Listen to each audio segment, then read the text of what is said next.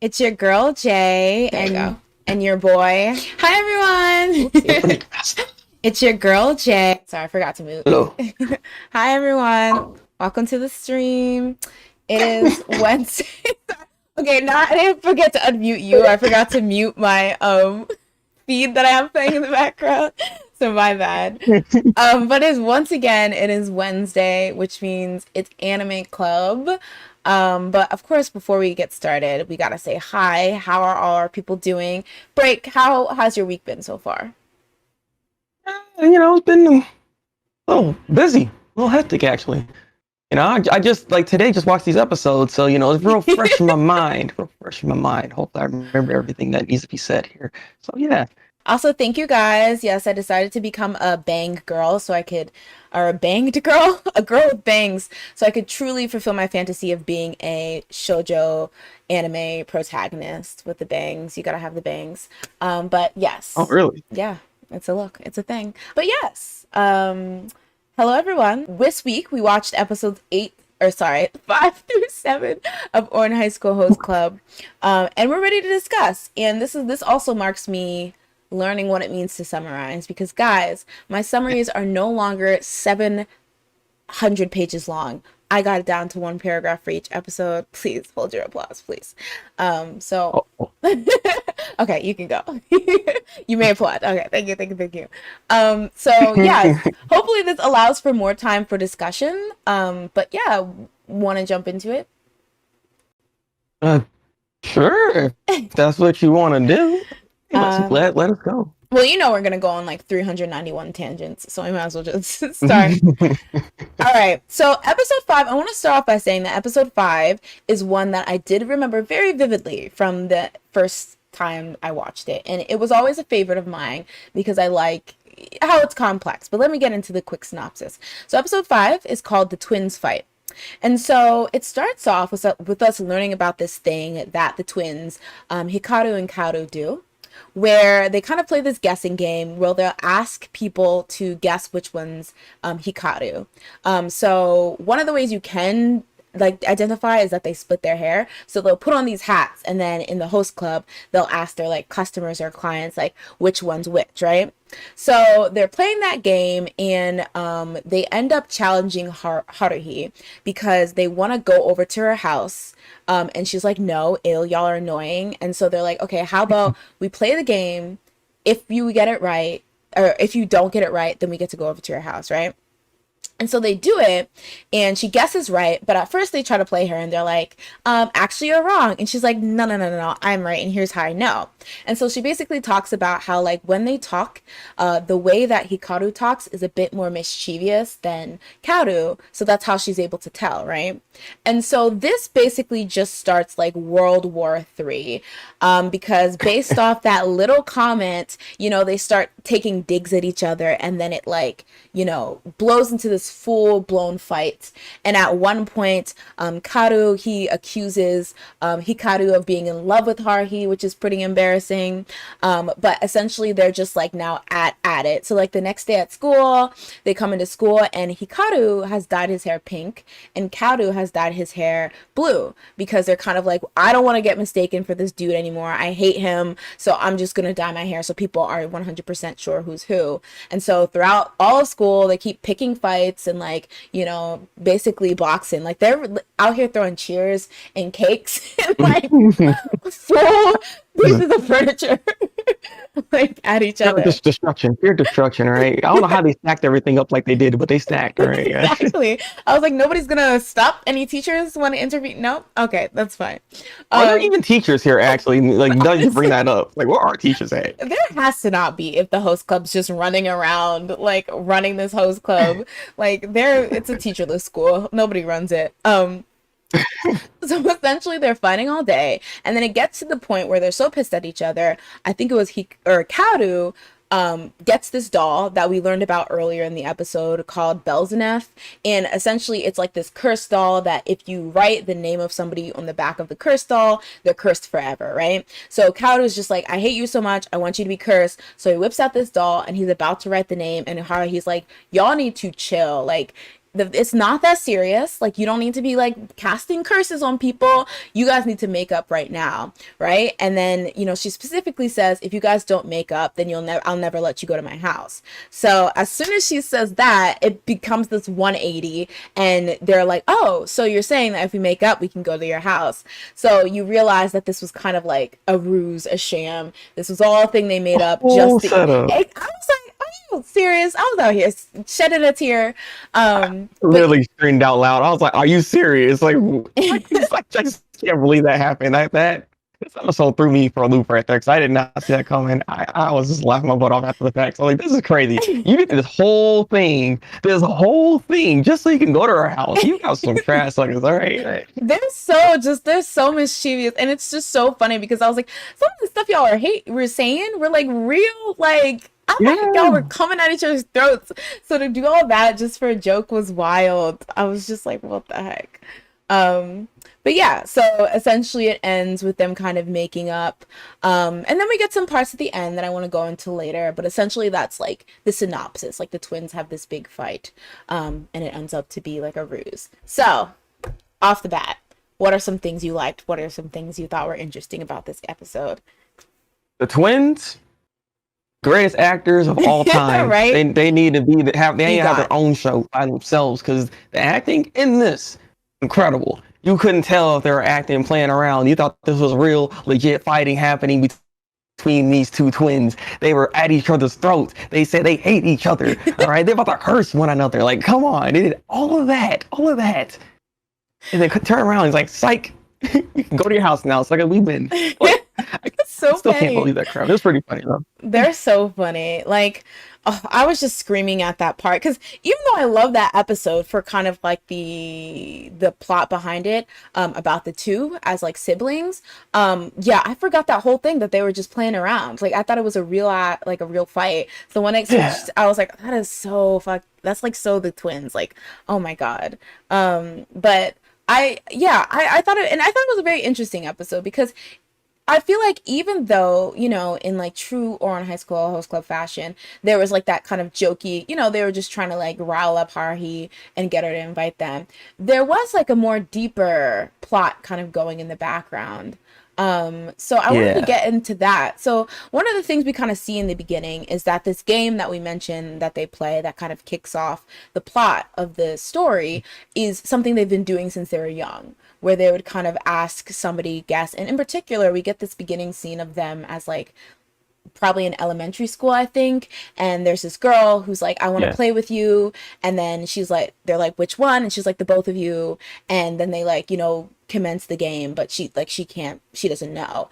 And even in the host club, we get this idea that they kind of like lie about like patrons being correct, even if they're not. So it's like this kind of thing where like when Haruhi's able to like actually decipher which one's which, they're kind of like shook, like in a way. Mm-hmm. It's like, how? But you know us more than just our face? Exactly. And it was kind of sad because it was kind of like, it's like this thing, is it this idea that like nobody ever cared enough to ever like really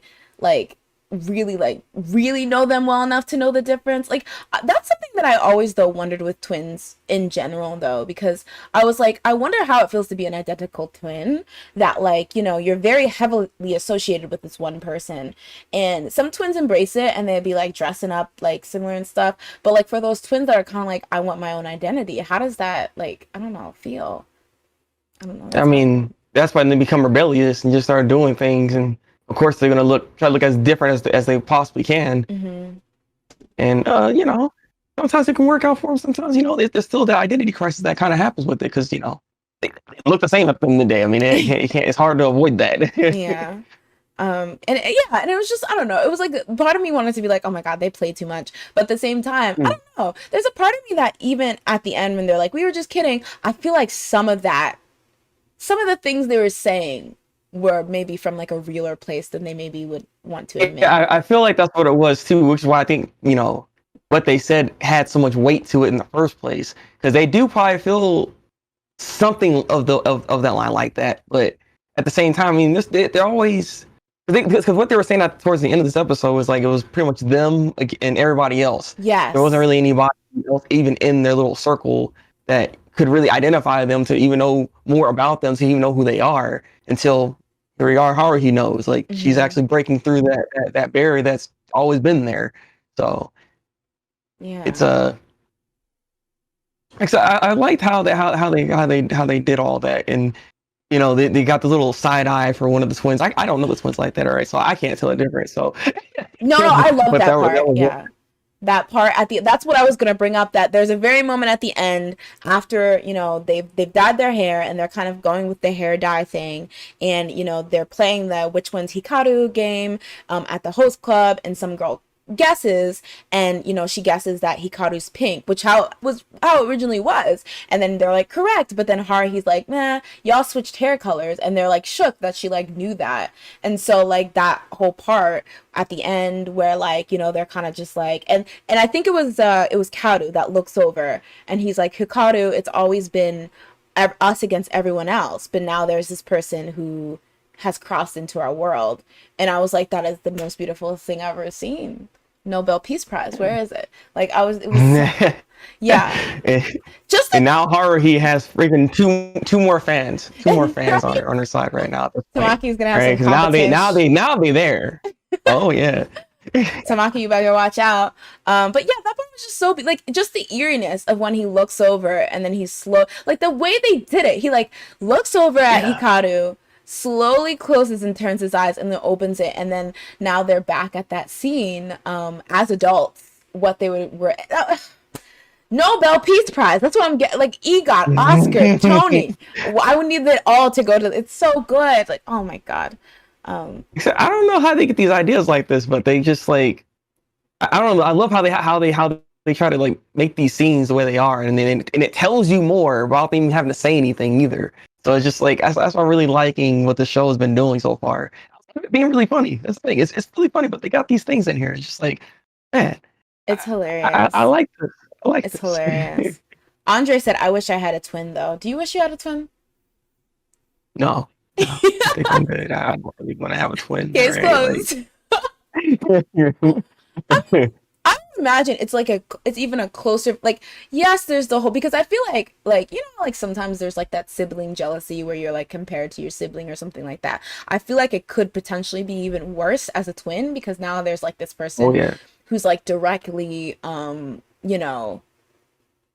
it's literally you. It's literally a different version of you almost. So you're gonna get directly paired. And I know a lot of the times with twins, when they're not identical, they're fraternal. Sometimes like if one twin happens to be very attractive and the other one's not, that can like cause like a lot of animosity and stuff like that. But like on the other hand, I feel like that's like I always talk about how like I'm so happy that I'm so close with my siblings, and I feel like I can tell them anything. And I feel like maybe with a twin, that would make like, there's a chance that would be even like more, like that would be like an even more intense like relationship, because literally they've been with you like since you were born, and they were born. So I mean, that's kind of like the thing, right? Because they don't, like, when they're twins, they kind of have similar thoughts, like they can kind of read each other's minds in some cases, which was kind of what they say anyways, where they can kind of just know what the other twin is doing basically, and you usually on a more of the same wavelength and everything as well. So there is this weird twin power that happens. Twin powers activate, right? Like it's there. Twin telepathy. I've heard of that. But yeah. Yeah. I feel like it could have the potential to be like a really fun situation, but it could be a really stressful depending on how you get along. But there's like a lot of things I wanted to point out about this episode. So one of the parts in the very beginning, Haruhi's like, I don't get you guys' appeal. And so they kind of go on a spiel about why they're attractive. And they like are very blatant about the fact that they like romance bait and like or incest bait, and how like part of their appeal is that like, it's a forbidden love on like, multiple levels or whatever. And I was like, okay, so they really are aware of like what they're trying to sell, and they lean into it. Yeah. Oh yeah. I was shook in many ways, but that like scared me. I'm scared. This is what I'm saying. Like there's a lot of good things in this show. I don't know about this insexual stuff that's going on, especially in the next episode too. It just gets worse. I'm just like, can we not do, like, what is with this show? It concerns me. It concerns me.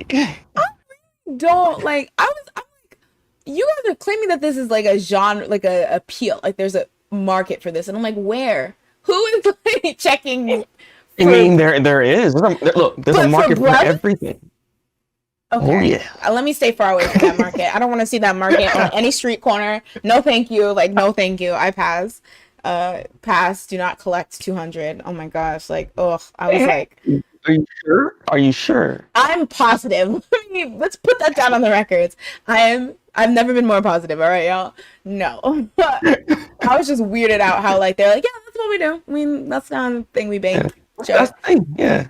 Hey, and all the girls love it too, don't they? Like they're all there, and they're like, yeah, I love this incest. We Incest. need to Like I examine said. those girls, quite frankly. We need to see if they're like if they need, if everything's all right there because I don't see how that's a I don't know. Let's grow.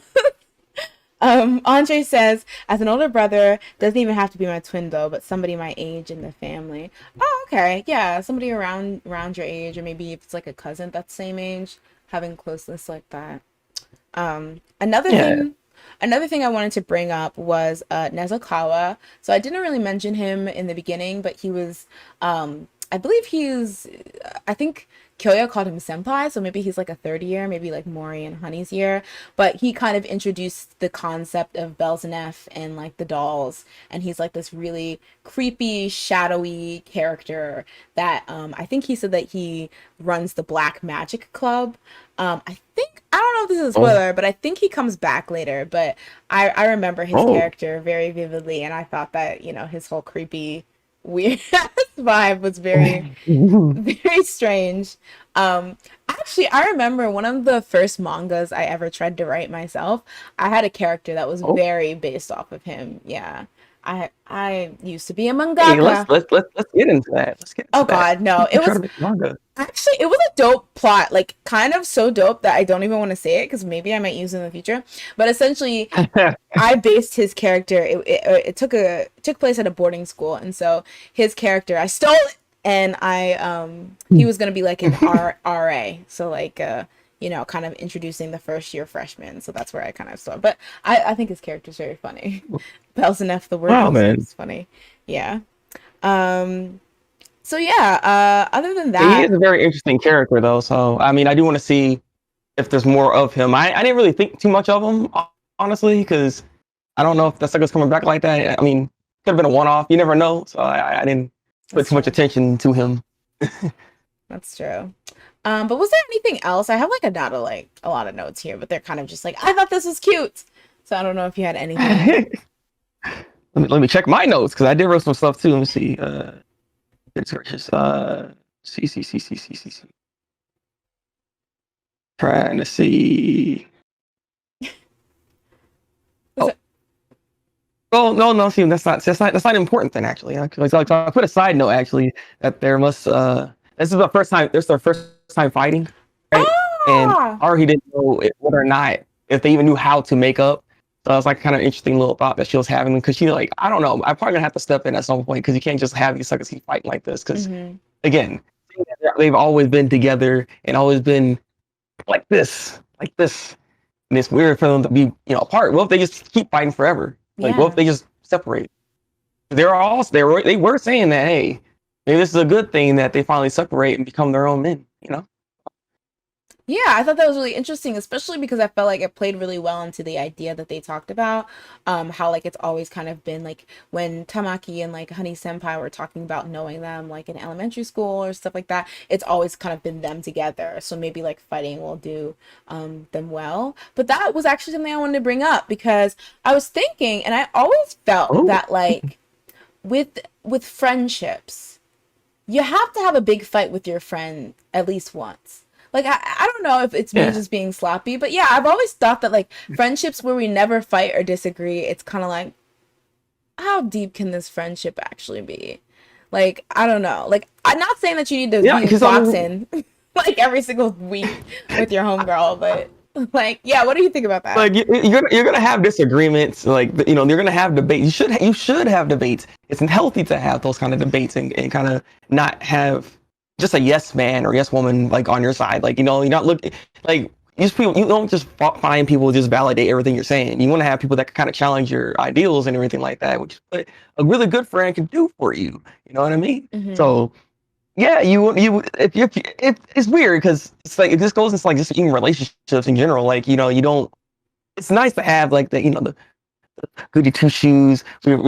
Always we're just like this the whole time, no fights at all. But it's healthy to have fights. It's healthy to have the debates and stuff like that because you are different people at the end of the day. Yeah. So Yeah. it should happen. It is odd if it doesn't happen like that though. So You think it can be a it, legit friendship if there's no like big fight, like even if it's just one, or you think it's like it's toxic, or there's something there I that's mean not. it can be legit. It can still be a legit friendship if there's no fighting at all. But I mean, how legit are you saying it needs to be though? Like best friend status, like. Yeah, like You know what I mean? Like besties, like knowing if everything about each other, because then yeah, there should be fighting involved in that kind of situation. okay. Yeah, I think I agree. Like, if it's just like acquaintance, you don't necessarily have to have it. But I feel like if it's like a close friend, like that's why sometimes I get suspicious because I do have a few friends that I've never had like a huge fight with. And, I still consider us close, but I'm just like, when is it gonna happen? Like, when is this thing gonna go down? Although I am very people pleasy. So if I see that I'm making somebody uncomfortable or something could potentially be leaving a fight or leading to a fight and I don't feel particularly passionate about it, I do tend to like back down. I'll back down. So maybe sometimes that keeps the peace. But yeah, for the most part, Understandable. I've always said, what do you guys think? Do you think it's necessary to have a big fight or have like at least one like big disagreement with a friend for it to be like a solid friendship? Or do you think that, best friends never fight? Let me know in the comments. Yeah, I am curious what you guys' thoughts are on this one, actually. Yeah. In the meantime, there's just a couple other notes I had. I think that Honey Senpai, there was a scene when he was trying to get Kaoru and Hikaru to stop fighting, so he like offers a cake, and then he's like, "You guys can go halfsies. Actually, I might want a piece, so we'll go thirdsies. Actually, I want the cherry. How about I just eat the whole thing? It's like, get out." Actually, but wait, and before I take the cherry, can I ask you, do you guys want the cherry? What? And then Mori Senpai picks him up and just like, you're not doing the thing you think you're doing. We're just gonna get you out of here. I thought that was really, really cute. I think what was the other part? I thought it was really, really funny. There's a part or a gag where they had taken picture or they had photoshopped pictures of Oh Haruhi yeah. shirtless, and then Tamaki was so pressed, but then he was like, "Actually, could you do a couple photoshops for me? There's like a book I want to put her in." How dare you? All right, no, what's wrong with you? Don't build a fire. You don't. You said you didn't like this. What the heck is this? Make the god dang mind. Tamaki, god dang it. Like jail. He needs jail sometimes. Like sometimes he's giving me jail vibes. Like throw him away, Yes. lock away the key. Can we talk about that? Because like that's a thing I was concerned about with this character. So I'm like, he's trying to like keep Haruhi to himself basically. That's what it is, and he's not shy at showing this side of himself, and it burns me every freaking episode because it's like so he always does something, one thing on episode, and just like, can you not? Right? Like she's her own person. Right? Exactly. It's weird 'cause I kind of root for this kind of relationship to happen, Mhm. but then there's that version of him that kind of concerns me that this ain't gonna be healthy at the same time. I don't know. I'm conflicted right now. I'm conflicted. I definitely feel that. I love though that she like will pay him dust. Like she'll like, oh, whatever.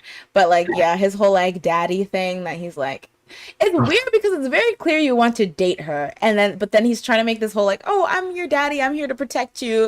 Like it doesn't even seem like he means it in like a, oh, I'm your daddy like type of way. Like it's very just like, I'm here to protect you, I'm your dad, and I'm like, you clearly want to date her. What are you talking about, you weirdo? But yeah, he's a strange character. There's a daddy complex going on there. That's another thing that people as a fetish people like that. Jail. Him and the twins. It's funny that they squabble because they both need to be thrown in jail. Oh yeah. Andy says, I think it's only natural to have fights or disagreements from time to time. We're all human after all. Friendships depend on how two people handle their disagreements and reconcile and still remain friends, in my opinion. I think that's very well put. I agree. Yeah. Because there's a lot of times where if the first fight does happen, and then boom, not even friends anymore because you can't.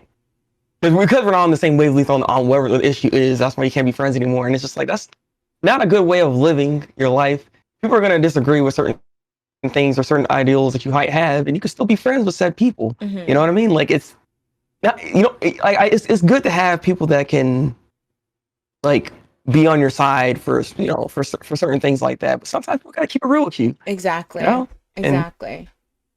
And people, it's healthy, honestly, to have that kind of relationship, because then it helps you grow as a person, not just be stuck in the echo chamber. You know what I mean? exactly. And I think it's also important that like when you do get into a beef with somebody, you're in, your relationship is that where they actually want to make amends with you. Like it's important for them, and it's important to you to go make amends with them. Like if they're just like, well, I fought with this clown, I don't really care, then maybe that's a sign of maybe y'all didn't really mess with each other as much as you maybe thought you did, if you have like no need to like rekindle that relationship. So Dude, if your friend's calling you a clown, I think we should reconsider that friendship. All right? That's true. Leanne says, hey y'all, once again, just gonna be briefly stopping by to say hi because the summer course is kicking my butt. Oh, even though I just started this week. Well, good luck, Leanne, and thanks for stopping by. We always appreciate you. Of course. Yeah. But yeah, so that was episode 5. We can segue to the next episode, episode 6. I actually forgot to write the name down of the episode, so that's where I'm at right now. But episode 6, as some of you guys recall, would be, I think it was like, you're a preschooler, but you want to be a host or something like that. It was something along the lines of that. It's a child, a grade schooler or something like that must be a host or something along those lines. Yeah, essentially. Odd. Yeah, I was like, how did you find them? Like, there's so many questions here. But yeah, I honestly, this episode had me just questioning so many things with the structure of just the anime, because I'm sitting here like, how is any of this possible is going on right now? Honestly, Ouran Highschool Host Club in a nutshell. But yeah, so there's this elementary student named Shiro, and he somehow finds the host club, the high school host club, in the middle of school. He just let me stop. Okay, yeah, but he finds them. He knocks on the door, and he comes knocking because he wants to be an apprentice to the host club, specifically because he wants to learn how to make women happy, like appeal to them. So like the host club kind of takes him under their wing, and they kind of teach him like the ways and the trades. They even give him like a what do they call it? A type. He's like the Shota, but like naughty schoolboy Shota. But like after kind of going through like their training session, he's like, y'all are clowns, this is dumb, and he pieces out. So they follow him, and they learn later that it's not that he just wants to become a host. He particularly is trying to impress this girl named Hina, which is a girl at his school who he likes, but she is moving away to Germany soon. So he's having like, he's kind of, everyone's always moving away in the show or going abroad to Europe. What is going on? At such a young age too, right? Exactly. Like she got things to do. Like what's going on? So essentially they find this out. This girl's moving to Germany. So it wasn't like he was just trying to like, meet women or whatever. He wanted to impress this girl. So when Tamaki finds that out, he's like, well, this girl likes to play piano, which was one of the big things. And here they both are in like a classical music club. So she likes to play piano. So Tamaki peeps that one of the songs that she can play is supposed to be like a duet among like more than one person. So essentially Tamaki teaches him this piece so that he can then go play it with the girl and they can kind of reconcile. So that's basically what happens. Like they play the piece. It's very beautiful. Yeah, it was really beautiful, emotional. She does end up moving away still, but they kind of keep in contact. He becomes like a pimp or something. I don't know at the end. Yeah, no. I was thinking the exact same thing. I'm like, this like out here like, yeah. I got the ladies right here. First of all, jail to those ladies. He is in elementary school. You better get away from him. They're all kissing up on him. I was like, Sean, what is going on? I was confused. But yeah, so it's a very, very short, sweet little anecdote. But what did you think about that episode?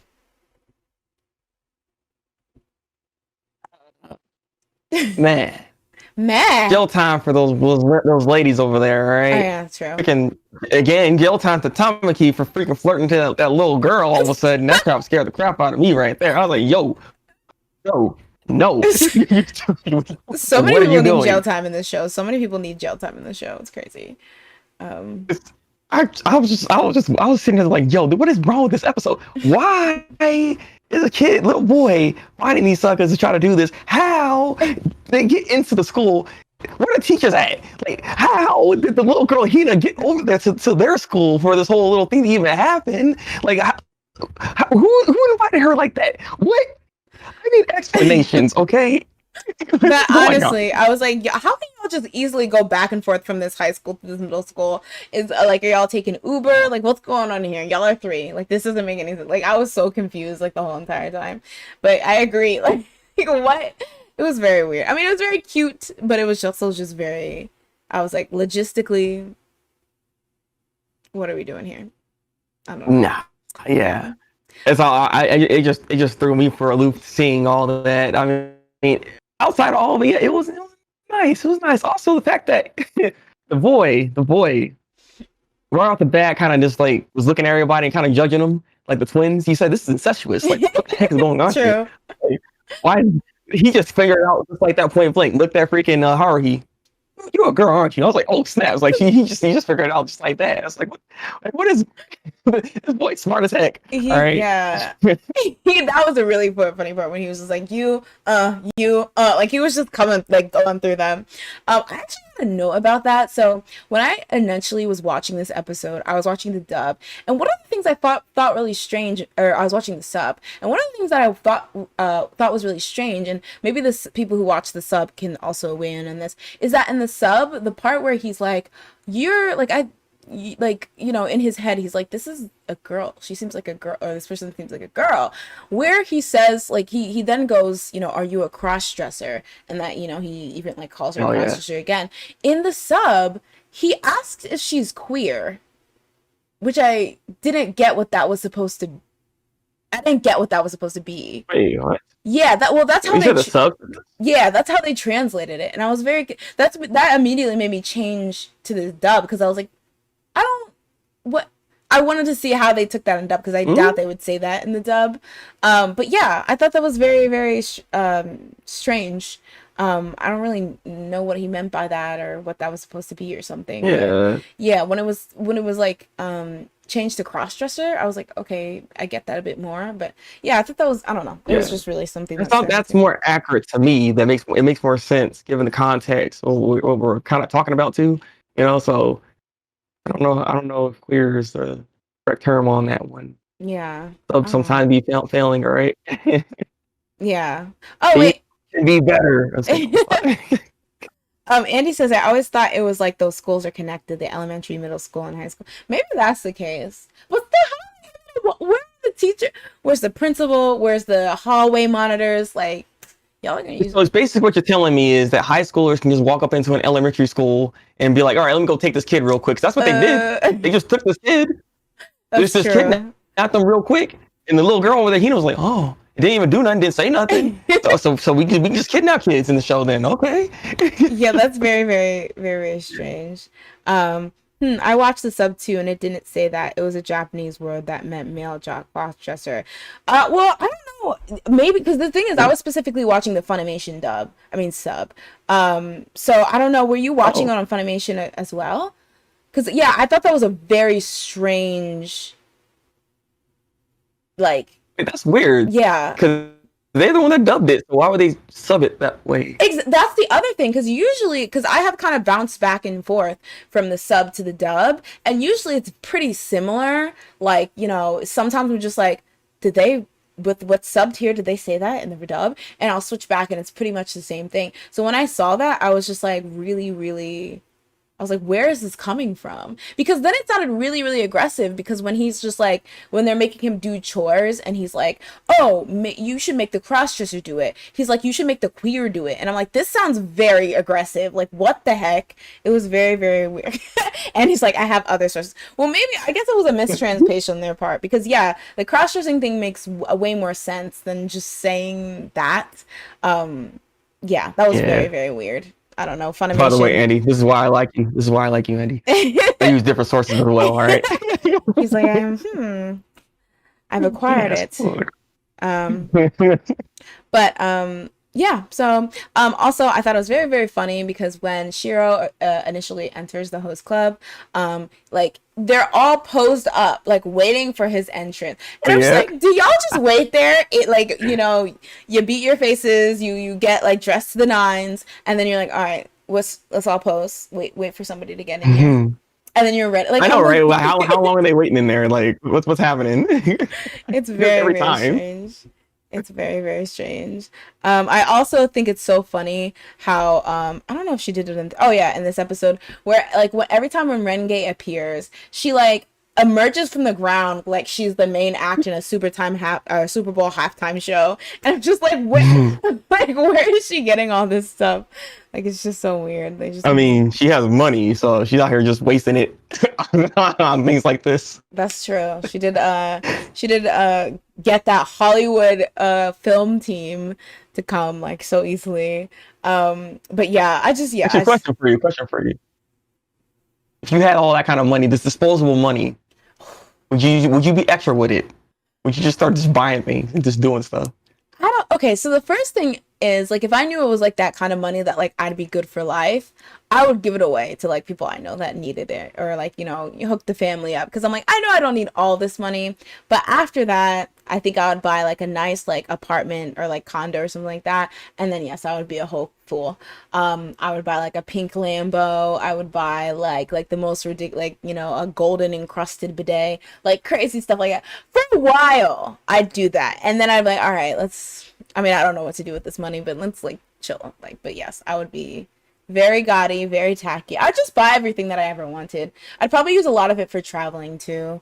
Maybe like buying a house in like a country that I always admired or something. What would you do with it?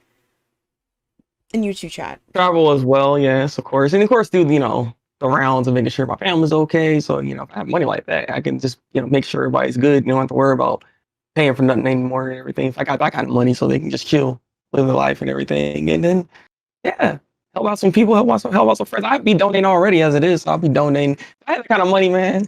Yeah. Watching Twitch streams, I'll be watching your stream, all right? Everybody's a Oh, sub, all right? Everybody's subbing. I would love to do that. Like just go on Twitch streams and give like I was watching a video where Pokimane was doing that and I was like, oh, I wish I was just like big enough to just go over and just be like 100 subs to you. You're working hard out here. Oh, that's so true. That's a dream. I love how we're so Oh, yeah. selfless. Yeah, yeah, yeah. It's because the thing is, like, my value for money is like, I just need enough to be able to cover everything that I have and making sure I can actually take care of my family and everything like that. If I could do all of that, if I get to that point, then all that extra money is just, either I can just use it to make more money with it, or give it away, or whatever the case is. If I can donate, I'll donate. Like, it don't really, like, I don't really care about money to that extent like that. So I'll be probably acting a fool, but in a different way. I don't need so much. I only need so much. I honestly agree. Like I was thinking about it. Like if I like came into like a lot of money, would I ever be one of those people that buys one of those giant mansions? And I'm like, probably not. Like unless like I plan on having like a lot of kids or something. Because for the most part, like having like really big things like that is not. I don't know. Like even when I'm saying like I'll buy a pink Lamborghini, I'd probably take it back because I don't even like driving like that. I don't even like cars like that. So it's just like yeah, I feel like yeah, it's more of like what you can do with it to like make sure you're good and you never have to worry, and then make sure the people around you are good. But yeah, for the most part. But Renge, she's like, well, it's my dad's money, so I'm finna spend it however I Yeah, I want. know, Thank right? you. And that's on period. Andy says, yeah, I donate, buy my mama a house, then probably buy some dumb stuff. I mean, we're all gonna end up buying some dumb stuff. Yeah, I was gonna say. If you have that kind of money, you're gonna do that. You're sitting there like, man, you looking at me? You say you think I can't get it? All right, I'm gonna buy this whole store. How about that? All right, in your face. Oh, I'd Just to probably do flex a little that. bit. Like invest in a business or something like that. Like maybe like if I think Oh, true. I'd make my own Shark Tank.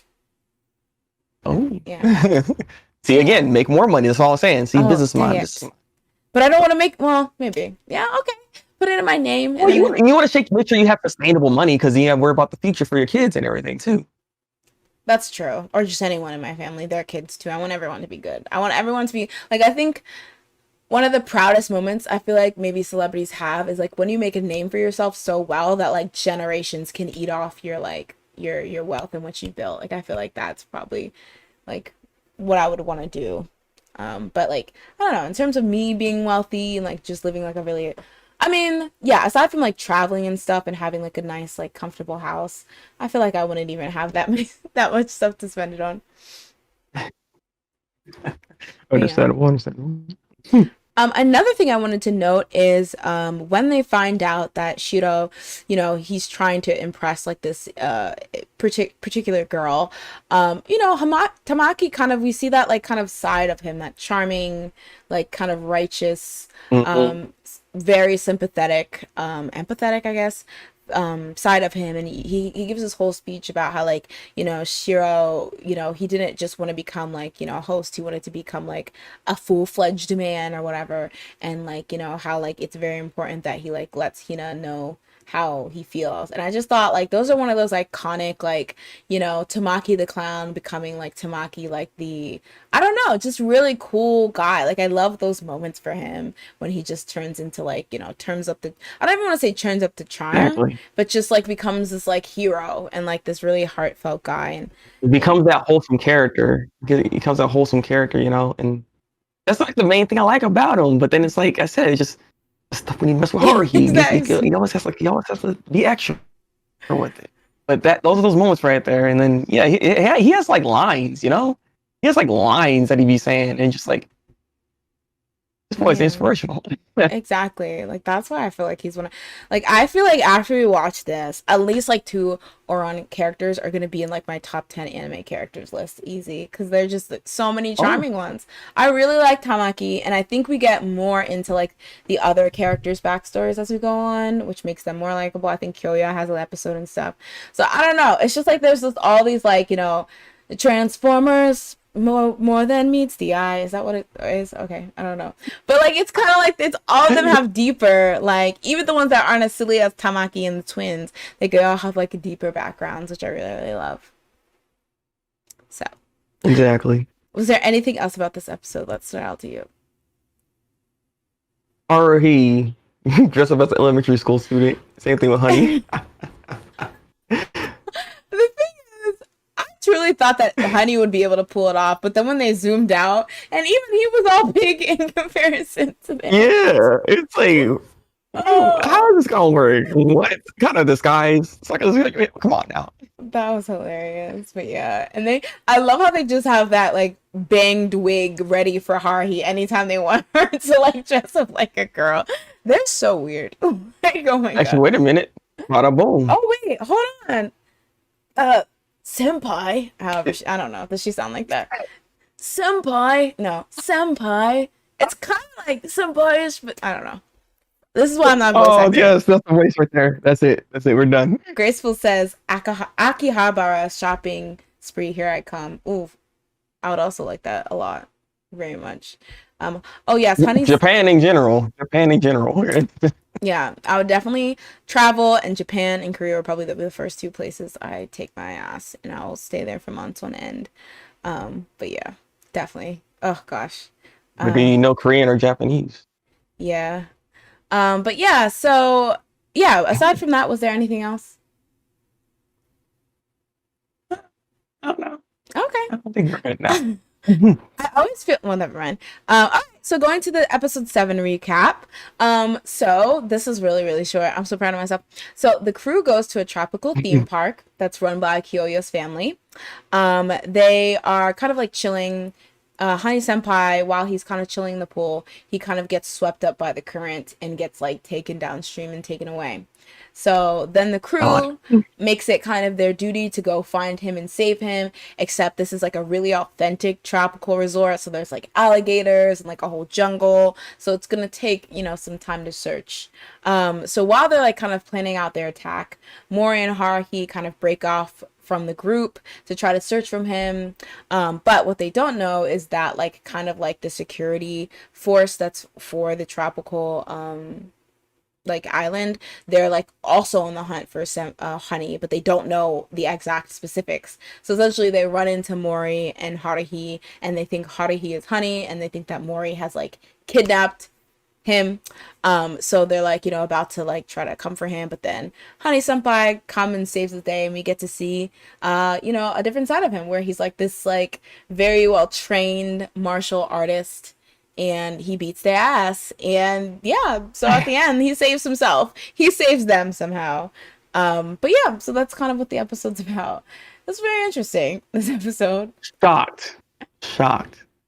Um, That little boy, that tiny little thing, is out here judo flipping these grown men. Grown men, just on the ground, taking them out one by one. No problem. Like, it's like a what? and then like immediately after he'll do that, and he like, like he'll immediately go back to being cute. And I'm like, no, you can't do that. You just literally injured like 10 grown men. But I thought, And it's like, it kind of showcases, maybe Renge is right about his character. oh, he secretly wanted to be a thug. Well, not necessarily part. Yeah. She sensed something. Maybe she doesn't miss. She honestly doesn't miss. But yeah, I really like this episode because we got to get more background of both Honey and Mori Senpai. You know, we learned that both of them, they kind of have like their families are connected in the fact that Honey or Mori Senpai's family used to serve, like be like, you know, the royal or the servants of Honey Senpai, but then they just kind of became like a related family. But Mori kind of takes that kind of like protection thing like with him. But also, like Honey Senpai is part of like a long history of like, you know, martial arts experts, and him himself as a prodigy. Same with Mori, he has a little prodigy stuff. So I thought that was like really cool getting that background. What did you think about the Haruhi Mori moments in this? It was actually kind of nice because, like, it's nice to see and get more information about Mori because we didn't really get much from him so far. So it was nice to see this, and we can talk about that moment where, you know, or he tried to follow Mori into the goddamn little foresty area with all the goddamn like, you know, wild animals out there. Apparently, I don't know the heck, why alligators all the crap out there. What are we doing? Kyoya does too Set much. this up. So like, what was going on? Like, it makes no There's sense. like But 50 alligators, yeah. yeah, it's like, what? They got snakes and stuff. I was like, what is happening?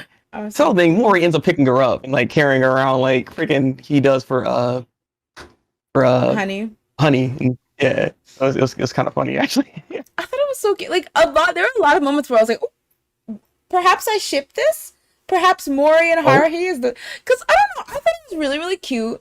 I feel like, you know, we haven't really seen much of him in general so far, but like, you know, we see him like even smile. Like there's this point where Haruhi can tell that he's actually really torn about the fact that Honey's missing, and she just comes up and she's like, oh, it's gonna be all right. And then he like turns to her and it's like straight face, but then he's like, you're right. And he smiles, and I'm like, oh, she like just has a way with these guys, and like, you know, really like penetrating their hearts without even like trying. It's not even like she's trying to particularly, you know, be nice or anything like that. But I don't know. There's a lot, and there's a couple longing looks. So I was like, perhaps that's Endgame. Who knows? Well, so are you telling me Haruhi was checking out Mori the entire time? I think they were. Honestly, y'all are gonna call me delusional, but I feel like they were making eyes. They were peeping each other. Personally, so Haruhi likes the tall, dark, and handsome. Okay. That makes us both girl. No, I'm just kidding.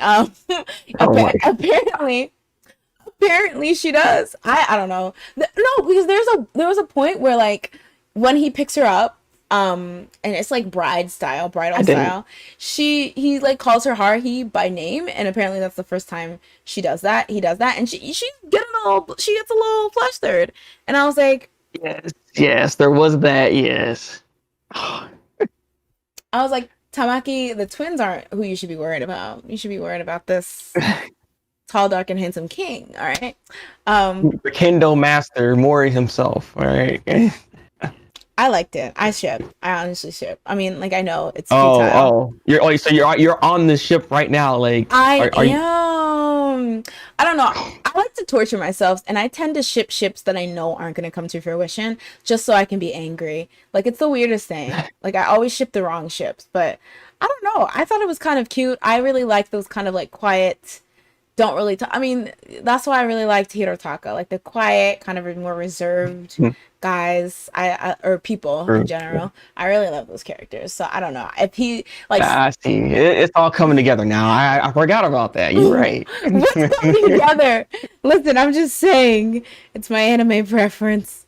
Um, Andy says, I view Mori and Haruhi more as a big brother, little sister thing. Okay, maybe it's me then. Maybe it's just me. Perhaps I'm off my rocker. What do you think? I mean, that blush moment. I won't lie, because she doesn't do that for no. She has done that to nobody else. So there could be something there. There could be something there. Okay, I feel like you're not necessarily fully tripping.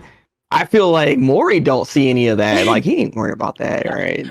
Ain't nothing there. Let me dream. Let me dream. Let me dream. Andy says, I thought it was more because she was happy that she's getting closer to Mori since he's so quiet. But how much of any of those moments where it's like somebody maybe that you don't necessarily see like that, they do something, and you're like, yeah, I never saw you like that, but perhaps. I don't So know. you just open your eyes all of a sudden, right? Yeah. See, like the freaking like that scene happens where it's like right in the background, there's like flowers come from behind, and you're just like, oh, and you got swept away all of a sudden. Is that what it is? I don't know. I feel like it is. But Andy, you're probably right, honestly. Because she kind of seems like not the type to have like a crush or anything. But I don't know. Maybe Maury's the one to do it. Maybe he's just, fine enough or something, or charming enough to do it.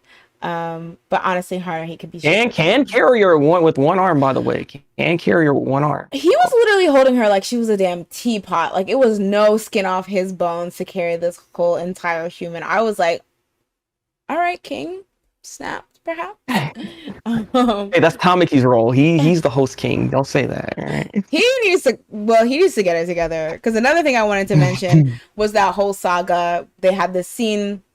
Haruhi, when they're at like this beach resort, she's wearing like trunks and like sweat or like a jacket, and like the twins are like, why are you wearing that garbage? And so it turns out that initially she hadn't come with like a bathing suit, so the twins hooked her up with like these designs, like thousands of designs that their mom had made of swimsuits she can try on. So while she's getting changed by like with the resort like maids or whatever, they're helping her change, Tamaki and the twins are outside the door, and like they're hearing things, and like Tamaki is just horny on main for no reason. Just hearing these bathing suits be described, he's losing it. I was like, oh my god, please, you can I don't know, be saved from this perpetual horniness, please.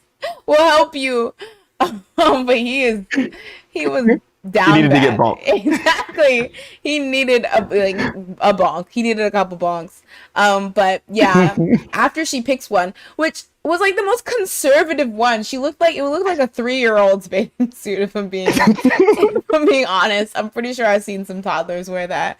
And he got so flustered that he was like, you know what? Put on this sweatshirt. A lady shouldn't have to be naked in front of guys, but not until they're married. Yeah, exactly. The thing is, part of me is like, I have to admit, I found that a little cute. That like the most tame bathing suit. He was like, whatever. But I know a lot of people would be like, don't tell her what to wear or whatever. So, but which is also the case too. You also got to remember the time this was out too. So 2006, that comes the Stone Ages. Play. But yeah, so I thought that was very, very cute. And I also thought it was very funny that when Renge comes, and she's like in a bikini, he's like, that's fine. Like after being like, because she was quote unquote cosplaying, so I mean, who the heck was she? No, when they showed the picture of who she was supposed to be, it literally was nothing like what she was wearing. So I was like, is she okay? What the heck? What a weirdo. Look, she's trying, all right? She's trying. It was so weird. Those mates were trying to get her to wear that one swimsuit made out of floss or swim thing jail. Honestly, I was like, girl, that's not a bathing suit. You just got some strings and tied them together. Please stop lying to us. But does it cover the most important parts? I don't think it does, because it was just strings. I don't see how it could. Yeah, they also deserve jail. Our jail's getting filled to the brim. We've thrown so many people in jail. So Andre, see, tell me the host club just all need to go then. honestly, everyone but Haruhi, even Mori and Kyoya and Honey, they gotta go too. I'm sorry, they gotta go. Um, Okay. Andre, Honey's crying right now. Andre said, I would ship her with Mori over anyone else, frankly, because he's not like on her ass trying to flirt. That's true. He does give her Facts. his space. So either I feel like either her or either him or Kyoya, because it's just so not where you think that would go. Like they're not very open about it. So Well, I don't know. Kyoya wouldn't say is a good match for Haruhi because Kyoya, yeah, he's a he's bootleg on my terms. All right, like he just likes seeing chaos. So I don't know about that that's one. Or true. okay. He is so messy. That one point where he's like, where they're going to look for Haruhi, and Mori when they go to look for Honey, and he's like, oh, I realize they don't know that other people are on this island, so they might actually kill We have to somebody. tackle him. Yeah, exactly. And he's like, all right. And he did that with the whole doctor thing in that other episode. He's messy. He's Yeah. a young, messy queen. Like, he really just was like, oh, well, we'll see how that happens. So, he likes drama. He lives for the drama. But Oh yeah. yeah. But lastly, I did like the moments we did get with Maury. I feel like he's probably one of the characters we've seen the least of so far. So even if it was just like a little bit of tidbits, I love that he got some alone time with Haruhi, and we got a moment for Haruhi to do her thing and kind of reach him on a different level. So I thought that was very, very cute. Yeah. Yeah. So at this point now, we kind of developed like most of the host club now. Like they actually we know like definitive things about each of the members now too. So Mhm. after all these episodes, so it's nice to see that they're moving along the development pretty well right now. So Mhm. moving nicely. Mm. Yeah, I agree. Sorry, one more thing I wanted to mention. Kind of in the vein of how What we was talk about how this show is able to develop or like convey so much emotion and things like that through like little scene changes and stuff like that. I thought what was really interesting was like when Honey got like, flushed down the toilet or whatever.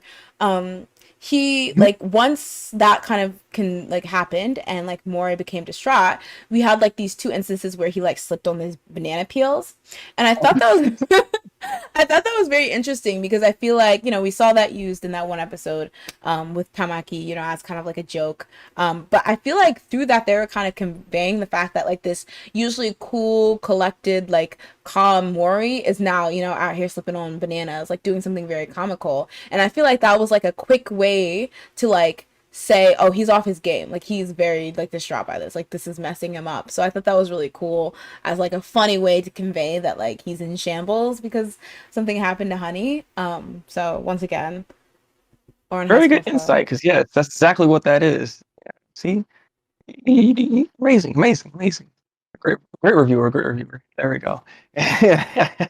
One But thing I yeah. do want to actually bring up before we end this off, I guess, because it's like the last episode. But Hmm. so I'm surprised. I didn't know this, but Maury, Honey, they're freaking cousins. So I was like, Nani. I Oh was like, what yeah. is going on here?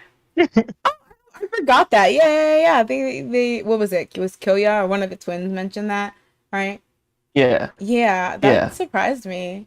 But that's kind of Because cool. they ended up like, because there was a whole servant, relationship type of thing with their two families. But then later on, they decided to just kind of come together because someone in the family married each other and everything. So then that's when they became cousins and everything like that. So it's pretty cool.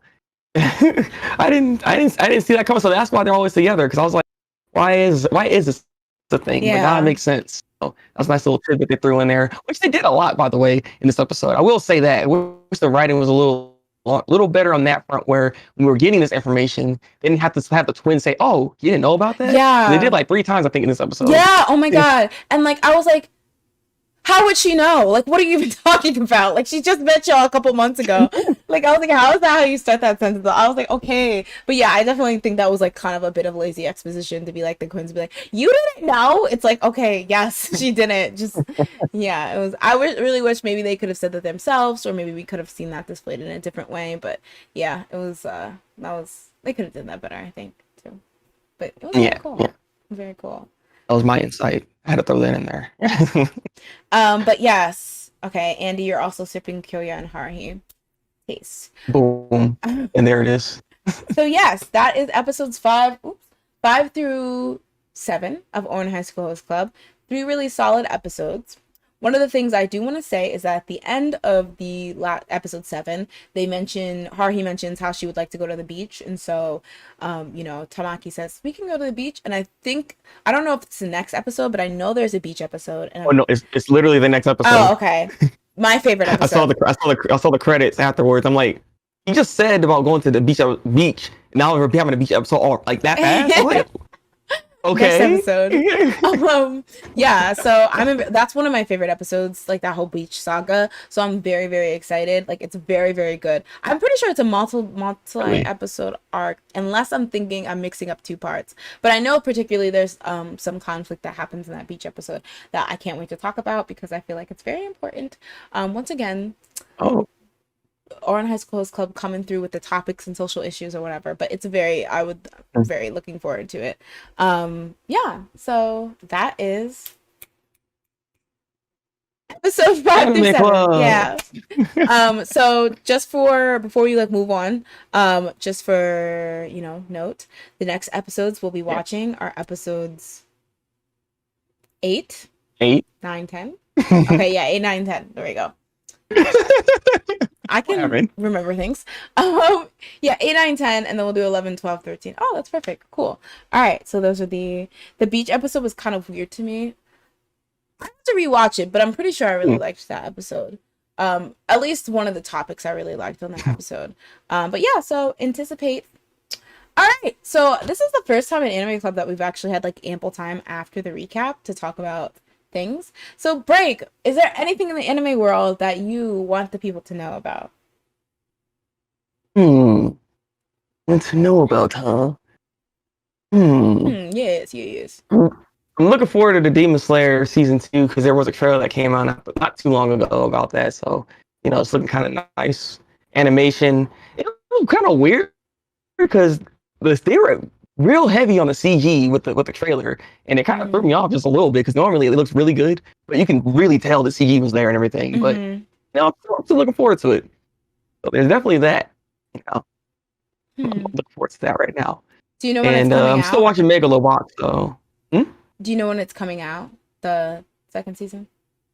I believe in the fall. I could be wrong, but I believe it's in the fall. Okay, anyone who wants to join the hype, then you have until the fall to watch like the first season and the movie, I guess. And then yes, it's all available now. I'm also looking forward to the game that's going to be coming out for Demon Slayer as well. CyberConnect is making that game. The same people that made the Naruto Ninja Storm series. So I'm looking forward to playing that game because it looks a lot like Ninja Storm, and I like Ninja Storm. So there's also that as well. I'm kind of getting real deep into the whole Demon Slayer thing. Apparently, I actually kind of like the show now. So I'm looking forward to playing that game and mopping the floor with people. If you guys want to get it, go right ahead. I'll play with y'all and mop the floor with y'all too. Right? Dang, he's coming for y'all. That's why. Okay. Oh, yeah. Well, we'll anticipate and Demon Slayer. That's something I still have to watch. I want to give the English dub a try, but I just haven't had much time. I might try to watch it this weekend.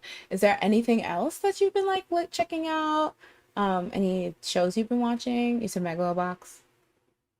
Yeah, besides Megalobox, I haven't really been able to watch anything else, honestly.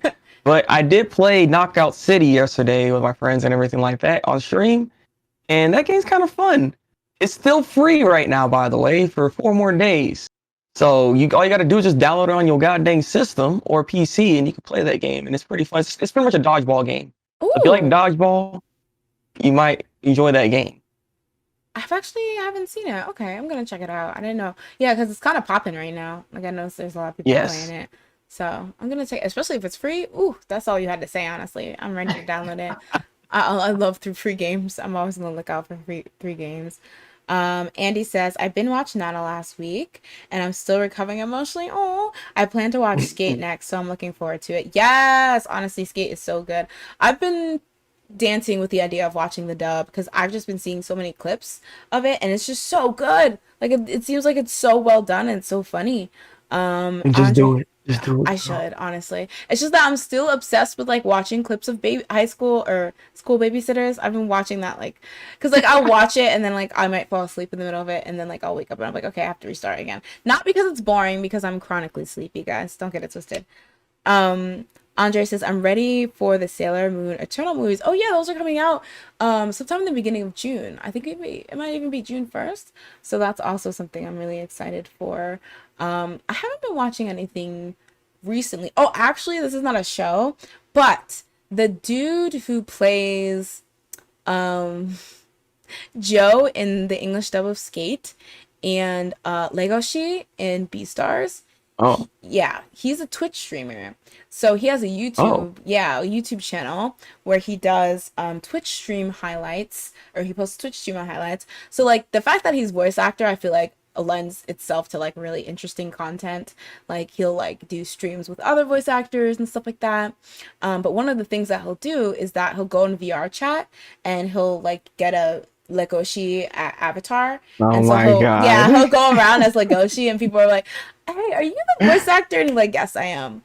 But one really like kind of like heartfelt, I think, video I watched of him was that he dressed up as Legoshi and he went in VR chat and he went to specifically, I'm not quite sure how VR chat works, but he went to like a world that like, tends to be where people who are furries populate, right? Lego Shibi stars Mm. furries, And so he went there kind of like to shoot the piss and just like, be funny and trolly. But he also like had this portion where he like talked to furries and kind of essentially asked them what's up, like, what's this whole furry thing, like, do you identify as a furry, and kind of just had these candid discussions with these people who, they were furries in the VR world, but like in real life they also identify as furries. And I don't know, I just felt it was really really heartfelt, because I feel like a lot of people think furries are weird and judge furries. And so talking to them, he would ask them stuff like, "Oh, are you a furry?" They would say yes or no, and then he would like ask the follow-up question, "Do you identify as a furry publicly?" And while there was like, people who were like, "Yeah, I don't mind it," there was a lot of people who were like, "It depends where I am, because I know depending on who I reveal it to, the outcome could be not so great." And Yeah. so I just kind of felt sad, because like I think as somebody who likes anime and as somebody who cosplays, I wouldn't say that I'm that off from like a furry. Like if it was only a couple years ago that people saw anime fans and cosplayers very similar to furries. They thought it was a weird sex thing, and they thought you must be a weirdo if you want to dress up like this or whatever. But seeing everyone talk about it, and they're just talking about how they like the community, they think it's fun. It's not a sex thing for them or whatever, and people Mm. assume it is. I don't know. It just kind of I mean, you gotta. See, the thing. This is the thing. All communities have their weird side. Same thing with the furries. Furries got some. There's furry people that are furries that like that kind of stuff. mhm. And there's that weird side where we. That's where we like we hyper focus on. Like with anime is a good example of this, where anime can be just basic. But when you talk about anime to a person that doesn't watch anime, their first thought is hentai. Ew, you're a degenerate. Like, Which is like, that's like how the do you first know thing that what that comes to is, mind. right? It's like, how do you know what hentai is, huh? That's crazy that that's the first thing you jump to. Facts. Facts. You're absolutely right. But that's the thing. It's like every community has something like that, and that's kind of what the furry side of things are going through as well. Because people share these things around where these suckers. I've seen it where these suckers out here, in suits going at it and crap like that, and there's like parties of them just. Yeah, I won't get too deep into that. It can get weird, but that's not all what furries are. Is the thing, and I understand that much. Now, I'm a furry. Just want to throw that out there. I don't really indulge into that, but I don't hate on anybody that does. You know what I mean? Like, live your life how you want to live it. If that's what you want to do, be the best at it. Do what you gotta do. All right, Hmm. become Legosi. Become the best animal. All right, start howling at the moon. Do what you gotta do. Right, like that's you right there. Hmm. I agree. And I think it was nice because I think, yeah, like a lot of people won't even talk to or touch furries or whatever. And the thing is, like, it's weird because, like, I think there are even people in the anime communities who like meme on furries. Sometimes they're just memeing, sometimes they're really just like, what the heck. But there's a lot of furries that attend anime conventions. So like, you know, when I go, I rub Yeah. shoulders with furries all the time.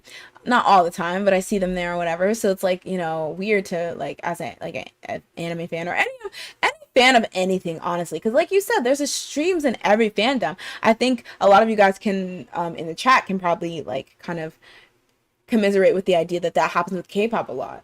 A lot of people equate K-pop to Yeah. the people who spam fan cams under funeral, burial announcements and stuff like that, Oh, or call everyone flops and tell everyone to die and stand Luna and stuff like that. Like they think that that's, or like the more like very like obsessive side, they hear K-pop fan and they think all these things like immediately. So it was very nice to just see like people, not only like furries to be like able to talk.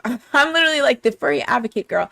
But furries to be able to sit down and like talk about it, but like them to like just talk about how like, hey, it really does suck the fact that people think we're all freaks, and it's just something that I enjoy, and you know, it does kind of make it hard to just like have fun because I know that there's gonna be like a bunch of people dragging me, and I guess that can be really really hard. yeah, um Andre definitely. You says don't really want to have to deal with all that. exactly. And I feel like I feel like I've been there because I've been in a place where I was a fan of or into stuff that people would think is weird or strange, and like that kind of struggle, like should I share this hobby with people? Will they judge me? Will they assume all these things? So it's just like makes me kind of feel for them because I definitely think that's where furries are at in terms of Yeah. how people view them.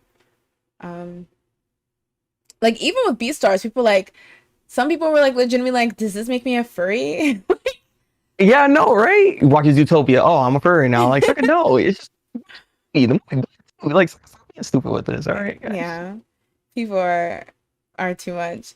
Andre said, I actually work with a furry and he's super chill, but he does note his suit is hot to wear and and was very expensive. Oh yeah, I've heard those suits can run you a pretty penny. Like, Yeah, they are not cheap mm, at all. Actually, that's ironically you bring up the suits. There is this. I don't know if this is only one person doing it, but there's just people that are making these like actual not animatronics, but it's like moving parts for like the faces and everything like that. It'd be like super legit. It's crazy how like I guess the furry community is like evolving with their suits and stuff like that because it's looking more and more legit. And like yeah. anytime you move your mouth, the mouth acting comes up and everything too. Like you guys make facial expressions. You know, it's some crazy stuff. Like the technology and how they actually create and craft this stuff is it's incredible. I can't even lie. Yeah, that sounds really intense. Yeah. Yeah, and that's like really cool. But I feel like people hear it and they're like, furries, weird. Ugh, jail. Oh, Andre said Wotakoi all over again. True.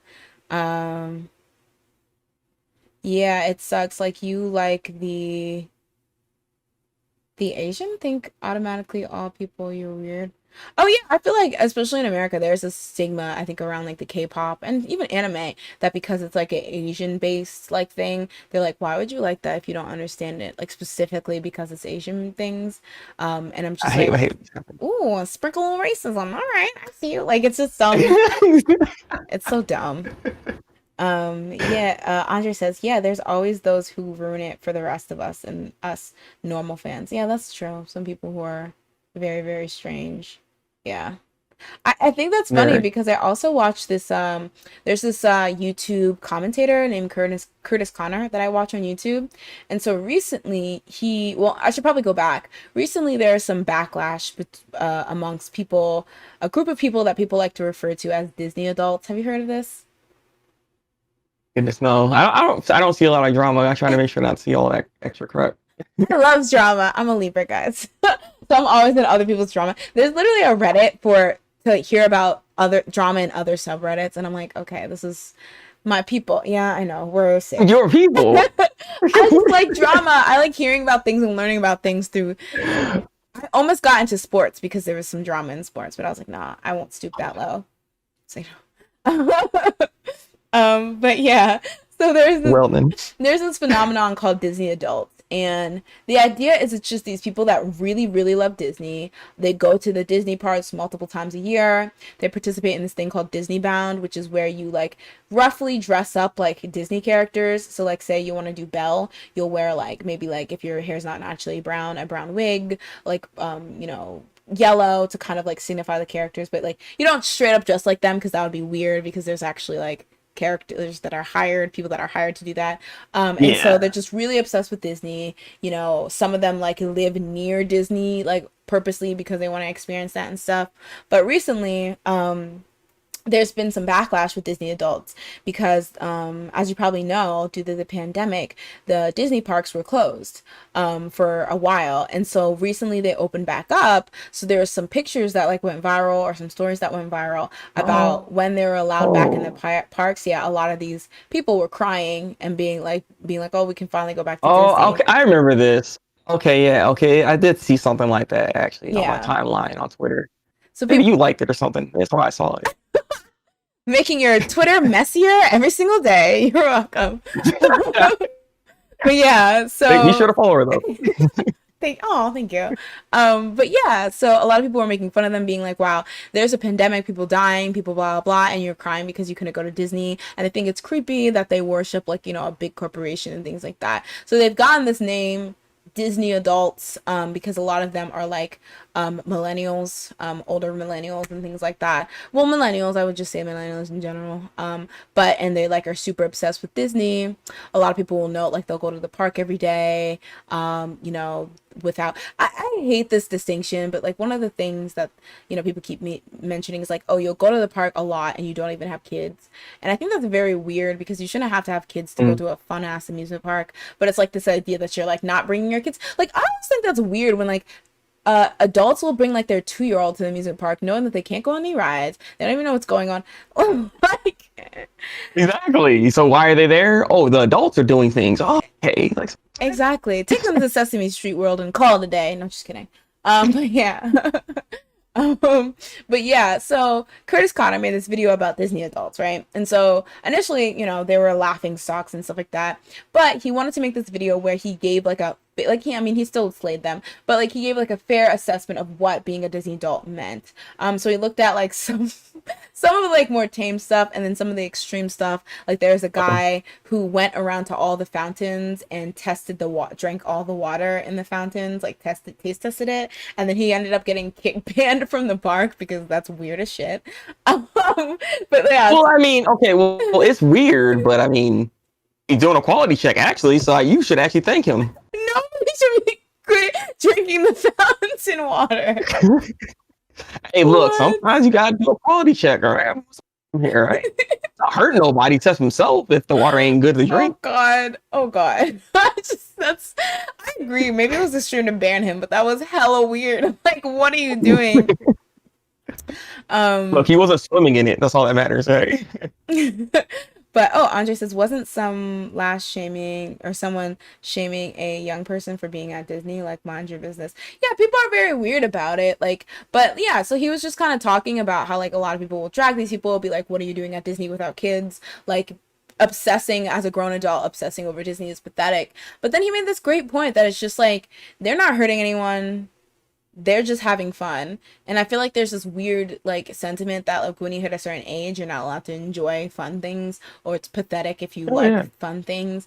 And I agree. Like I feel like even if the Disney adults are way too obsessed with Disney, it's just like you could literally like take out and reinsert any other thing and it would be fine. Sports fans, they dress up, they obsess, they literally Hmm. kick, cry and scream like about like their team winning or losing, but nobody judges They them. will riot even and start destroying Exactly. things. There was So back, it's like, yeah, and it's just like it just depends. Like for some reason, there was like a point in time where like a council deemed what was allowed, what was reasonable to be like flip out about, and what was not reasonable, and what made you lame. And for some reason, sports and cars and I don't know, Game of Thrones made the cut, but like being a Disney fan or like an anime, I don't know. When I was watching that, I was just like, this is literally how people used to look at anime fans. Some still do. So I'm just like, I can't sit here mhm. and like hate on this. Also, they're just having fun. So Yeah. Again, let people live their life. It's their life. As long as it's not hurting you, it Exactly. should matter to you. Like, I don't understand Exactly. what the problem is here. Exactly. And I think especially in a world where like so many people like are suffering from depression or depressed, and you get to that point where like it's hard to find something to Exactly. live for. I'm not gonna yell at these people for finding something that makes them genuinely happy or try to shame them. Like how dare you? Like that's so get a life. Like it makes me mad. Like it literally makes me Like, a lot of mad. people that be talking like that probably don't feel happy about their lives either. So it's like, how can you even sit there and say that and judge somebody, but your life is not any better? You can't find nothing that will give you that same kind of enjoyment. So Exactly. why bring that negativity?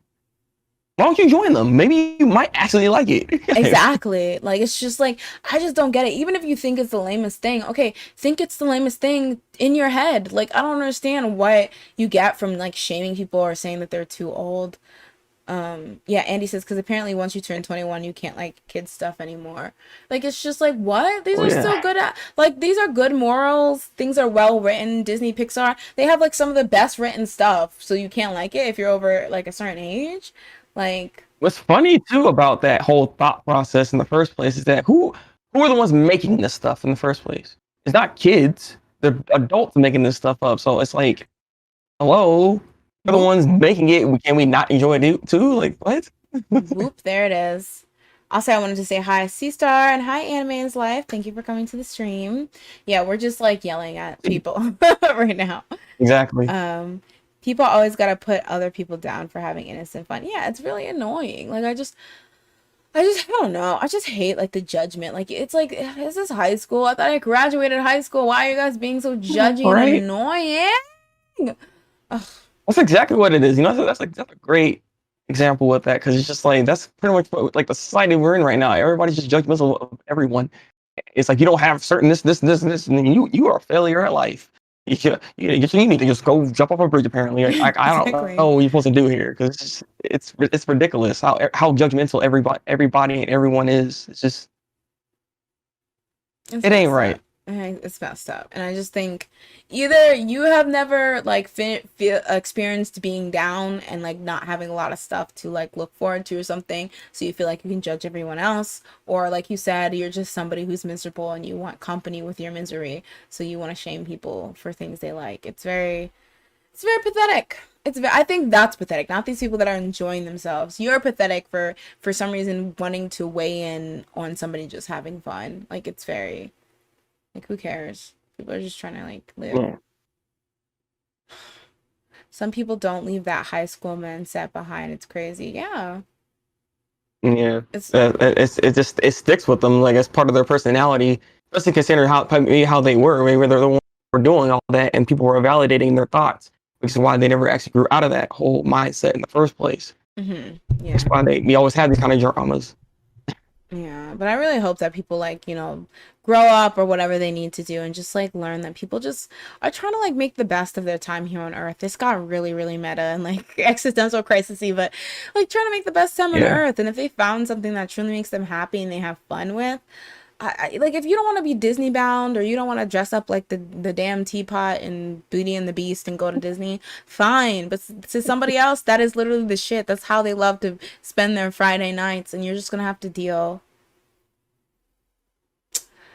it's always So good to actually find people that are even brave enough to actually put themselves out there like that, because that's in of itself is very like such a big thing to do. Because exactly, again, judgmental society says otherwise. yeah. It's just yeah. So that between that and the whole thing with the furries, I was just feeling like people just need to be, if you don't like something, mind your business. Like I feel like that's the easiest thing to do.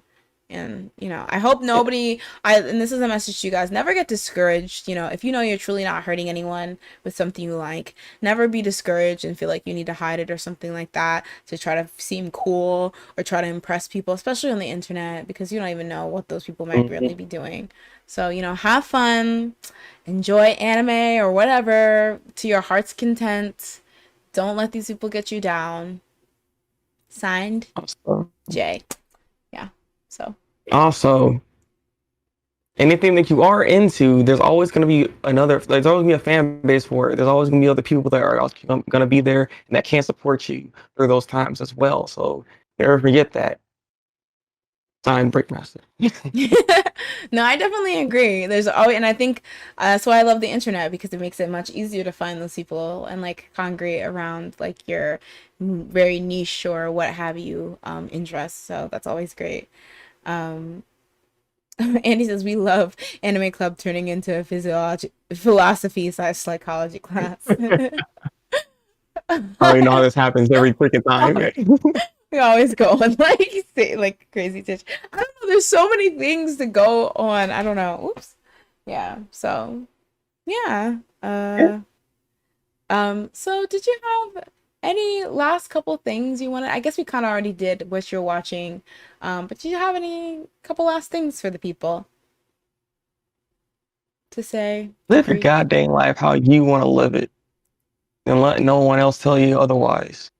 Not us, not your parents. All right, do what you got to do, what you want to do. Not if you're hurting somebody, then we got to talk about that. But yeah, I agree. If it ain't hurt no one, do what you got to do. I actually like that you brought up like not your parents because I think, friends and things like that. There's a lot of times where people who are close to you will, even if they don't even know it, will like kind of bring you down for certain hobbies or things like that. And I think a lot of people will be quick to give them a pass because it's like, oh, well, that's my sibling or my friend or my parent. But like no one should make you be like feeling bad for liking something or whatever, just trying to do what you want to do or be who you want to be. And that includes those people. So, don't be afraid to check those people if they're like literally in your business when they need not to be, or like sharing unwanted opinions and things like that. And I know sometimes it can be very, very hard because you're like, what am I gonna do? Like, these are my friends or these are my like siblings or parents. But there's nobody deserves to make you feel bad. Like nobody should have that power or has that privilege or whatever to just be able to make you feel bad. So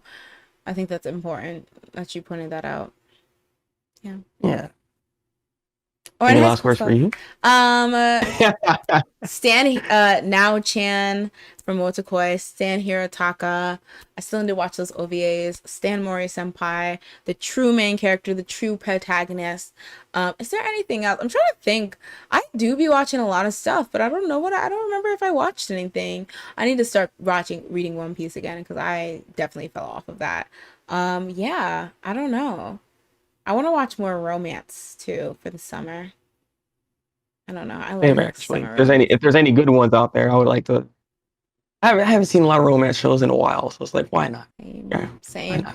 I heard Horimiya. That one came out, I think, last season, like last anime season. I don't know what it's about, but people were saying that was quite a good romantic comedy, I think. So. Is it going to be as good as Wotakoi? That's the question. We don't know. I don't know. I feel like it made a lot of buzz, but that might be because it's newer. But yeah, Stan Honey Senpai. Yes, Renge stands. Where you at? Renge Hive. Let's hear you roar. But yeah, thank you so much, guys, for sticking around. Yeah. Next week we're gonna talk about episodes 8 through 10. So I hope to see you guys there. All right, bye guys. Have a great rest of the day. Bye.